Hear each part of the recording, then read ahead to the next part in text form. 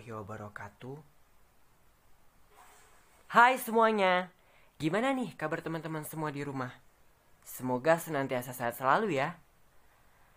Dan selamat menjalankan ibadah puasa buat kalian yang sedang melaksanakannya. Semoga kita bisa menuntaskannya hingga akhir Ramadan nanti. Tak lupa pula kita mendoakan agar wabah COVID-19 ini bisa cepat berlalu dan kita bisa menjalankan aktivitas seperti sedia kala.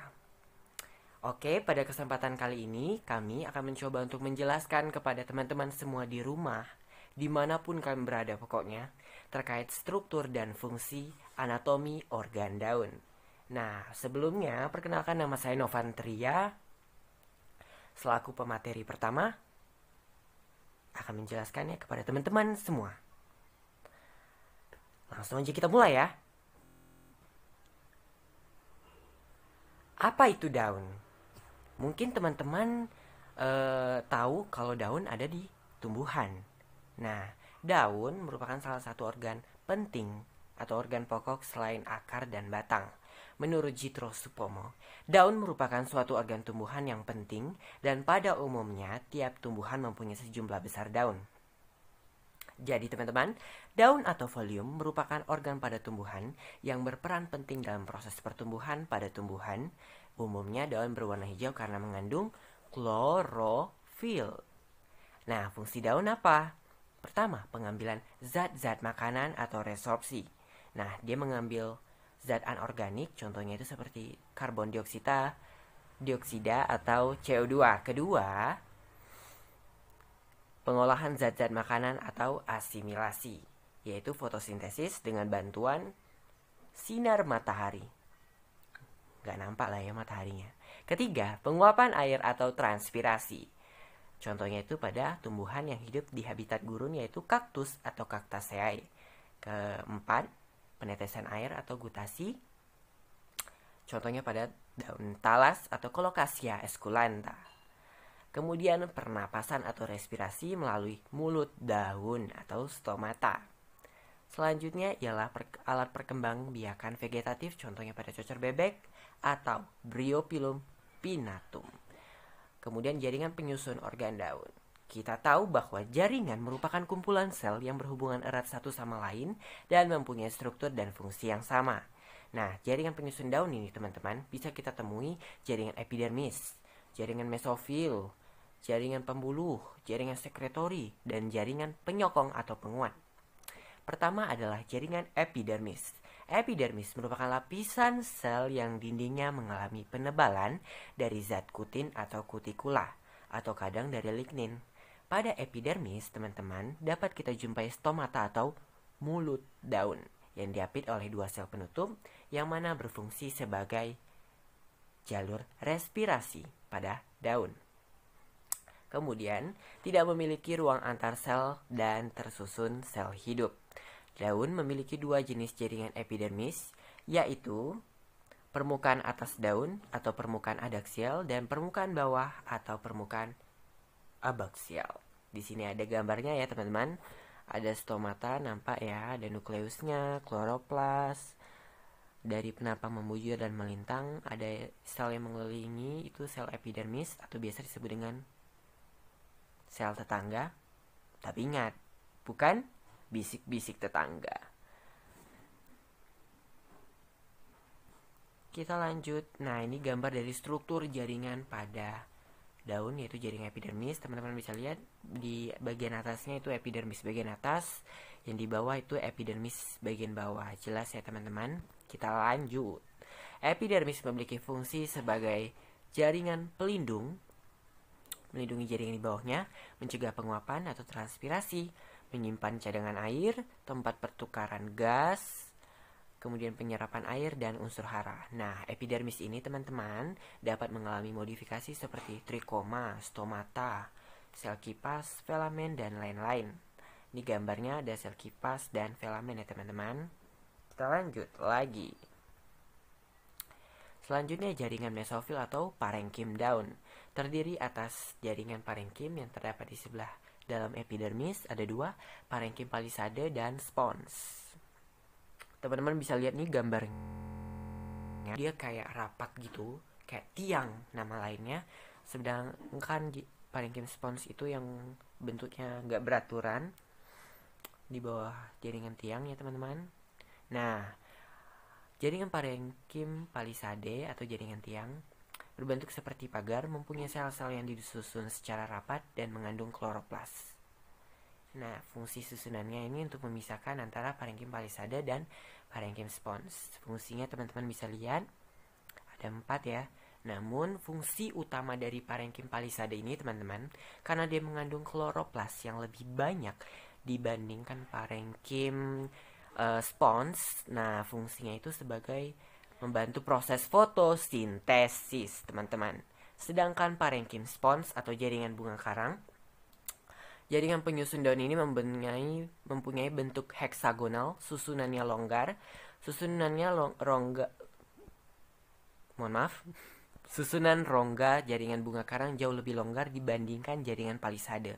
Fungsinya ada 4 juga ini, namun fungsi utamanya ini teman-teman sebagai penyimpan hasil fotosintesis yang telah dilakukan oleh jaringan palisade atau menyimpan hasil cadangan makanan.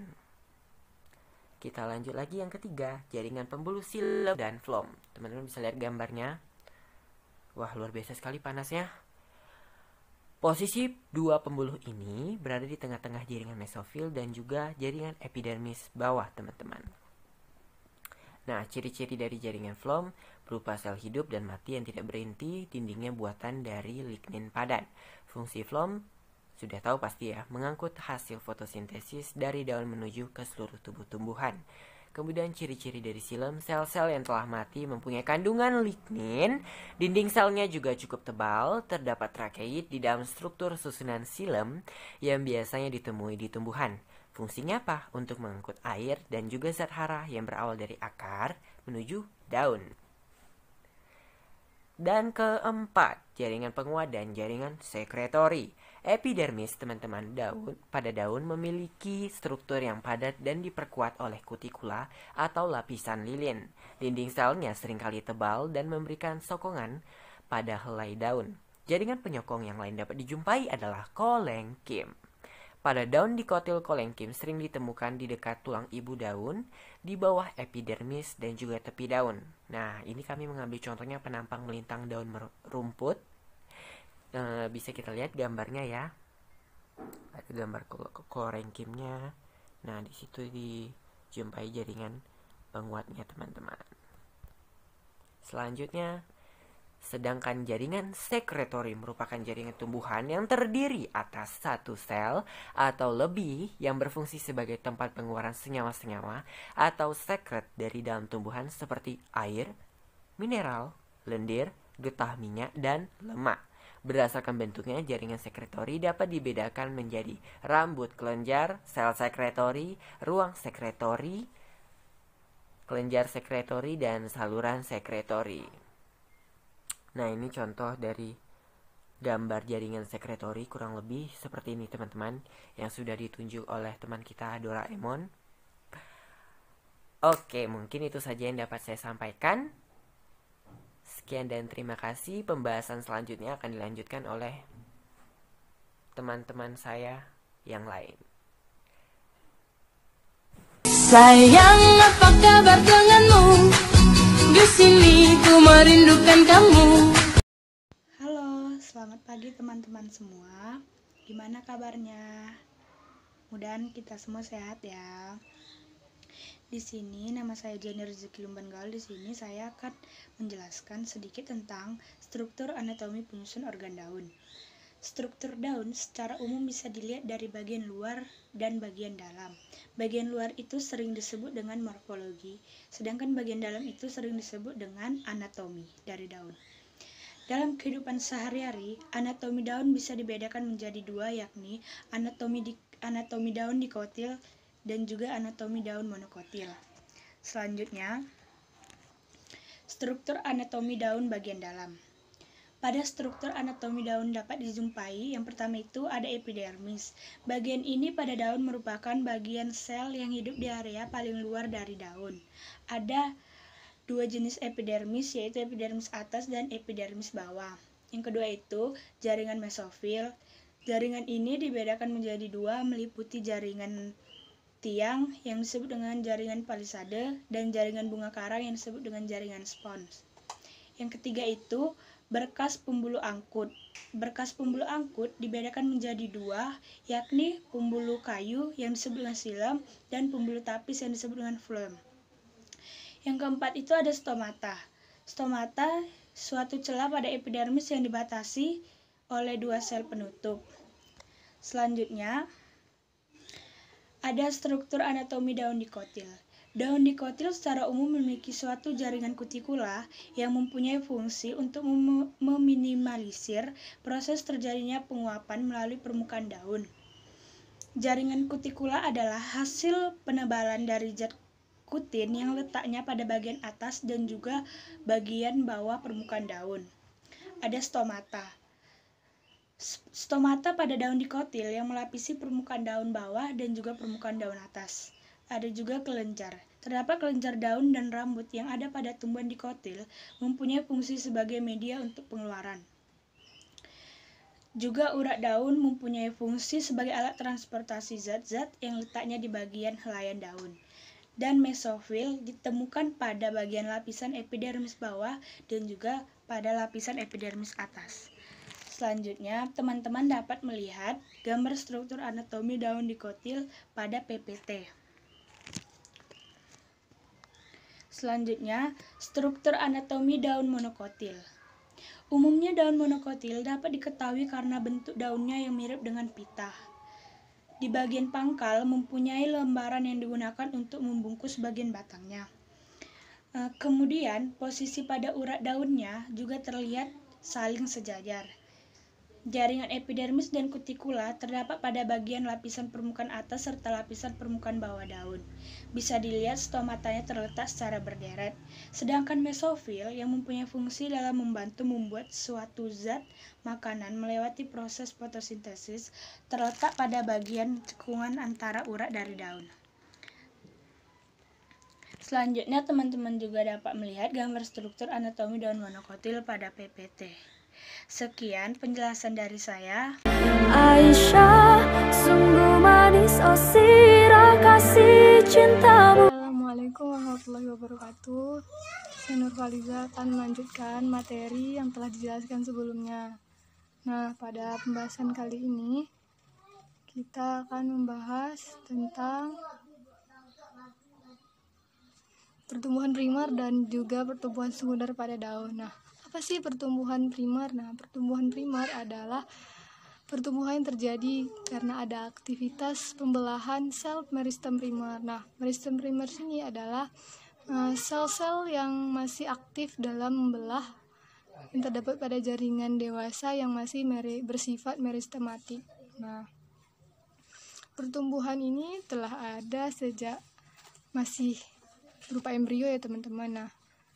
Nah, kita juga udah pernah belajar dulu tentang bakal biji. Nah, di situ terdapat calon akar, calon daun, calon batang, dan juga si kotiledon atau tempat cadangan makanan. Nah, selanjutnya itu tahapan-tahapan dalam pertumbuhan primer. Nah,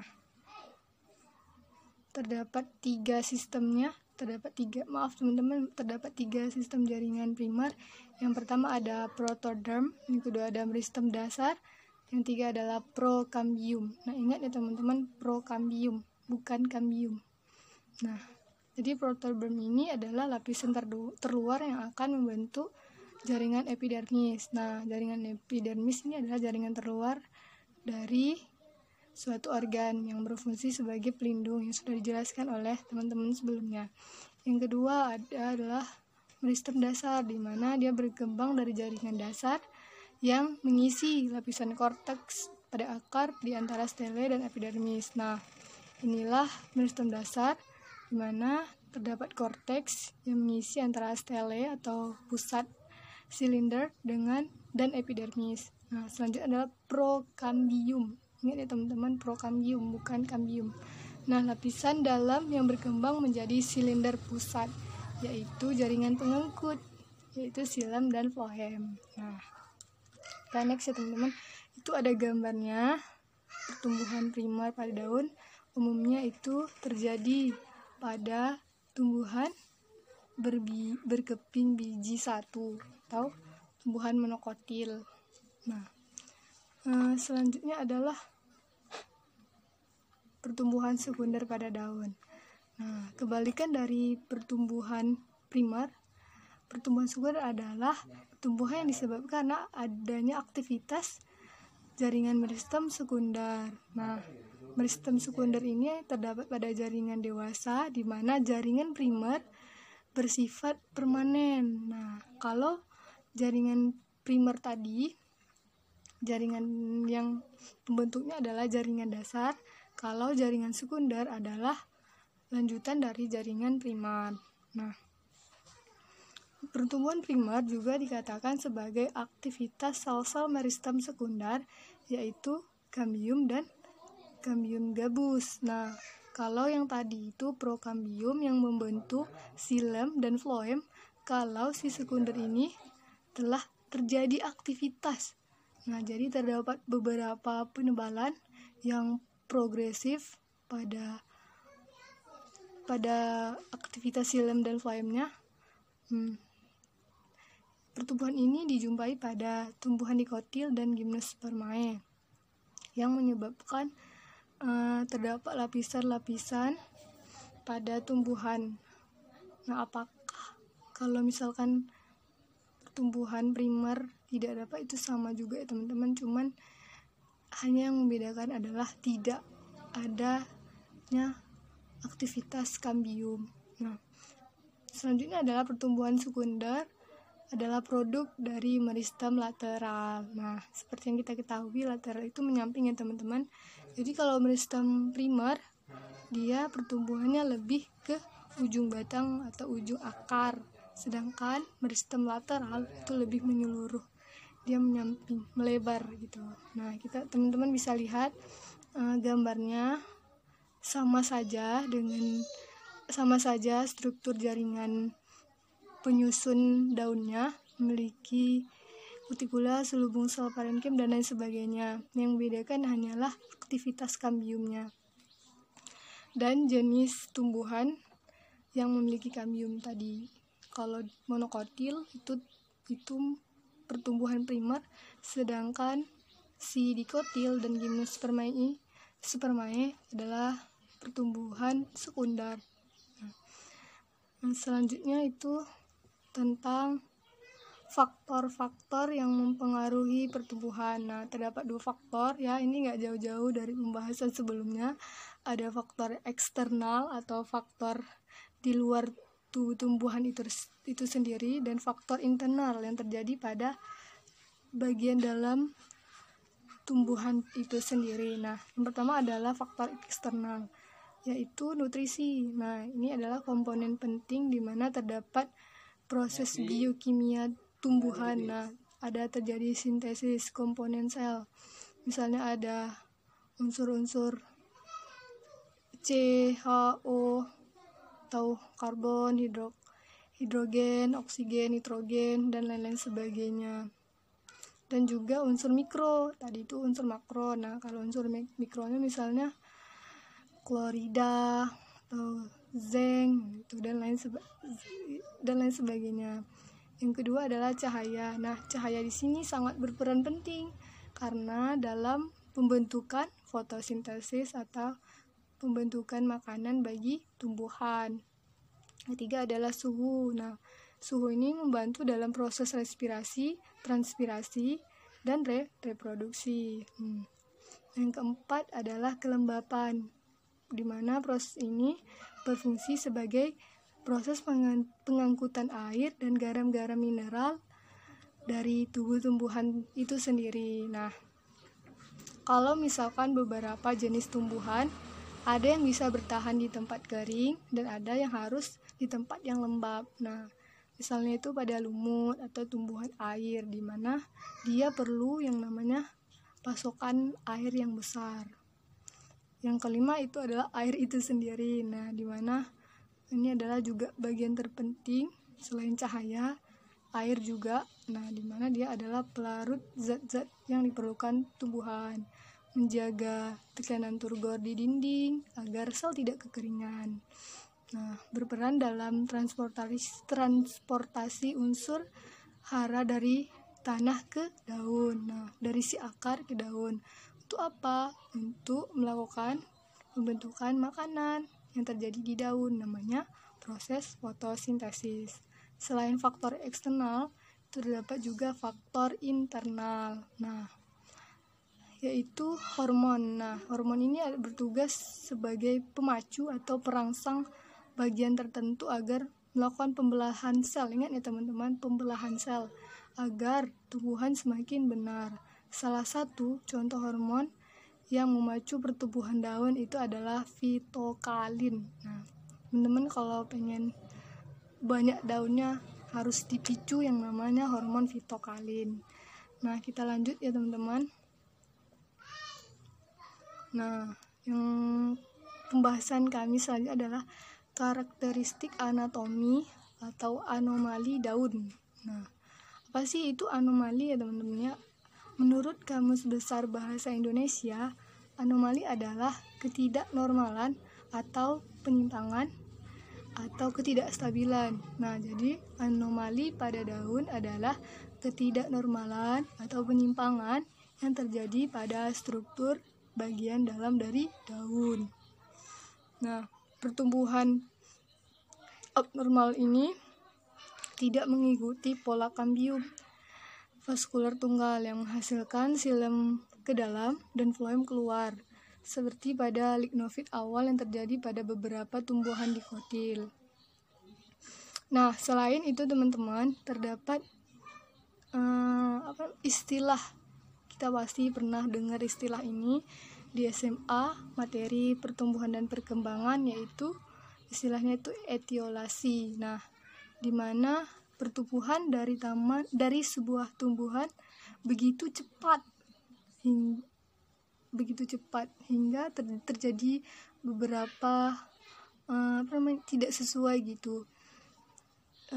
Dan ini terjadi jika si tumbuhan diletakkan pada kondisi tertentu, misalkan pada tempat yang gelap. Nah, ciri-ciri tumbuhan yang mengalami etiolasi adalah tanamannya terlihat lemah dan berwarna pucat, namun dia memiliki tinggi atau pertambahan tinggi yang cukup signifikan dibandingkan tanaman yang diletakkan pada tempat yang terang. Nah, kondisi ini dikarenakan tidak ada kandungan klorofil atau kandungan klorofilnya sedikit.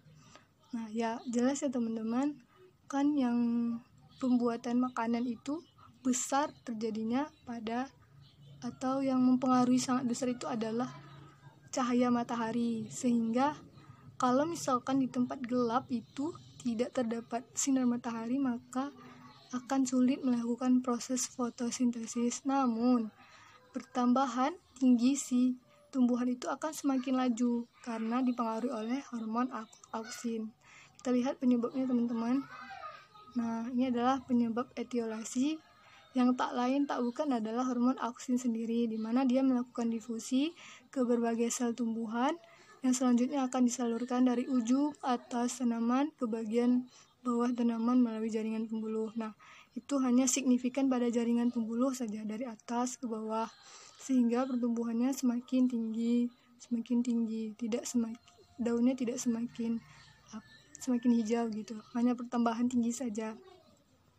Akibatnya apa teman-teman? Nah, ini tadi terganggunya proses fotosintesis yang menyebabkan terjadinya etioplas, di mana tanaman terlihat lebih kecil, memiliki daun-daun yang imut atau kecil-kecil, tipis, berwarna pucat. Nah, teman-teman bisa lihat perbedaannya. Kalau yang normal itu memang lambat pertumbuhannya, memang pertambahan tingginya memang tidak secepat si etiolasi, namun daun atau besarnya batangnya itu lebih dominan si normal, sedangkan etiolasi hanya dominan ke pertumbuhan tinggi tumbuhan. Dan mungkin itu saja teman-teman. Materi perbandingan struktur anatomi daun pada kelompok tumbuhan itu akan dijelaskan oleh Dian. Nah, jadi itu saja. Saya akhiri. Wassalamualaikum warahmatullahi wabarakatuh. Kalau ku pandang kerlip bintang nan jauh di sana, saya ku dengar melodi cinta yang menggema. Assalamualaikum warahmatullahi wabarakatuh. Saya Dian Atika akan menyampaikan materi berikutnya, yaitu tentang perbandingan struktur anatomi daun pada kelompok tumbuhan. Yang pertama yaitu pada daun jagung atau tanaman monokotil. Nah, kita bisa pada pengamatan daun jagung terdapat jaringan penyusun pada daun, yaitu jaringan epidermis, jaringan parenkim, dan jaringan pengangkut stomata, kutikula, dan lapisan lilinnya. Yang pertama yaitu jaringan epidermis. Nah, jaringan ini merupakan lapisan terluar daun yang terdapat di permukaan daun atas dan bawah daun. Nah, sel epidermis ini utamanya berdinding tebal, terdapat lapisan kutikula, dan merupakan lapisan lilin. Nah, lapisan lilin ini berfungsi sebagai penutup atas permukaan daun serta melindungi daun dari kekeringan air. Yang kedua itu pada epidermis bawah daun terdapat sel-sel kipas. Nah, sel-sel kipas ini terletak sejajar dengan permukaan epidermis luar. Nah, fungsi sel kipas ini membantu menggulung atau perlekukan pada daun jagung. Selanjutnya yaitu kita lihat sendiri jaringan parenkim. Nah, jaringan ini mempunyai ruang antar sel yang tersebar, yaitu mesofil daun, karena ruang antar sel ini berfungsi sebagai pertukaran gas antara kolenkim dengan udara luar, juga terdapat mesofil. Nah, yang keempat itu jaringan pengangkut. Jaringan pengangkut ini terdiri atas dua jaringan, yaitu jaringan xilem dan flum. Nah, yang dimana xilem di atas dan flum di bawah. Nah, pada jaringan xilem ini berguna adalah untuk menyalurkan udara dan mineral yang terlarut dari akar ke bagian daun yang melakukan fotosintesis. Sementara flum ini berfungsi untuk menyalurkan makanan hasil fotosintesis dari bagian tanaman yang melakukan fotosintesis ke bagian lain. Nah, xilem dan flum ini tersebar di daun di tulang daun yang berkas pengangkutnya lebih sederhana. Yang selanjutnya itu stomata. Nah, stomata ini merupakan celah dalam epidermis yang dibatasi oleh dua sel epidermis. Nah, stomata ini umumnya terdapat pada permukaan bawah daun.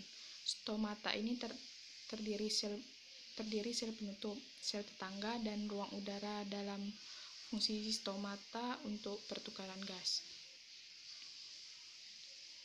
Nah, yang kedua yaitu pada daun Ficus elastic atau pada daun karet pada tumbuhan dikotil. Nah, pada pengamatan daun karet ini adapun jaringan-jaringan penyusunnya yaitu jaringan epidermis, jaringan parenkim, jaringan pengangkut, stomata, kutikula, dan lapisan lilin. Nah, pada jaringan epidermis dilapisi oleh lapisan kutikula. Pada epidermis bawah terdapat stomata atau mulut daun. Juga ditemukan jaringan parenkim mesofil, yaitu jaringan palisade dan jaringan spon. Yang ketiga yaitu xilem pada daun Ficus elastis berwarna putih yang berfungsi untuk menyalurkan air dan unsur hara dari akar ke daun, sedangkan flum berwarna coklat keunguan yang berfungsi menyalurkan zat-zat makanan hasil fotosintesis dari daun ke seluruh tumbuhan. Nah, kita amati sendiri pada tanaman daun jagung dan tanaman daun karet. Pada tanaman jagung itu perbesaran 100 kali itu kita bisa lihat sendiri ada epidermis atas, stomata, jaringan palisade, dan jaringan spon, dan epidermis bawah. Sementara pada daun karet itu pada perbesaran 40 kali itu terdapat epidermis atas, stomata, jaringan palisade, jaringan spon, dan jaringan epidermis bawah. Baiklah, itu saja yang dapat saya sampaikan. Oh Oh aku rindu, katakan padanya aku rindu. Selamat pagi teman-teman. Perkenalkan, nama saya Pasca Kristina dari kelompok 3. Di sini saya akan mencoba melanjutkan materi dari teman-teman sebelumnya, yaitu tentang daun xeromorph atau habitat gurun. Perlu diketahui, daun xeromorph ini dapat diartikan sebagai daun yang bisa hidup di tempat yang kering. Adaptasi dari tumbuhan yang bersifat xeromorfi adalah epidermis dapat tersusun atas lebih dari satu lapis sel. Stomata tersembunyi dalam satu cekung atau kriptofor. Palisade ada pada kedua sisi permukaan daun. Dengan kata lain, parenkim palisade lebih berkembang daripada parenkim bunga karang, dan bahkan parenkim bunga karang dapat tidak ada. Pada epidermis sering tumbuh trikoma dan sel-sel epidermis mengalami lignifikasi yang tebal. Contohnya itu seperti tumbuhan kaktus.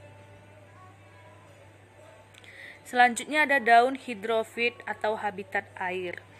Perlu juga diketahui daun hidrofit ini dia mampu hidup di air.